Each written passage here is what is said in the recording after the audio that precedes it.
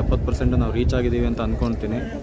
ಇಲ್ಲಿಂದ ಮುಂದಕ್ಕೆ ಇನ್ನೆಷ್ಟೊತ್ತಾಗುತ್ತೆ ಗೊತ್ತಿಲ್ಲ. ಸುಮ್ಮನೆ ಸಿಕ್ಕಾಬಿಟ್ಟೆ ಈ ಥರನೇ ಹತ್ತಬೇಕು. ಹಿಂಗೆ ಇಷ್ಟೊತ್ತು ಈ ಥರ ಬರ್ತಾ ಇದ್ವಿ. ಸ್ಲೋಪು ಅಲ್ಲಲ್ಲೇ ಮೆಟ್ಲುಗಳು ಆ ಥರ ಎಲ್ಲ ಇತ್ತು. ಈಗ ಒಂದೇ ಸಲ ಈ ಥರ ಬರುತ್ತೆ. ಮೆಟ್ಲುಗಳು ಇರೋದಿಲ್ಲ ಅಂತ ಅಂದ್ಕೊತೀನಿ. ಮುಂದೆ ಗೊತ್ತಿಲ್ಲ, ಈ ಸಲ ಏನಾದರೂ ಮೆಟ್ಲುಗಳು ಮಾಡಿರ್ಬೋದು.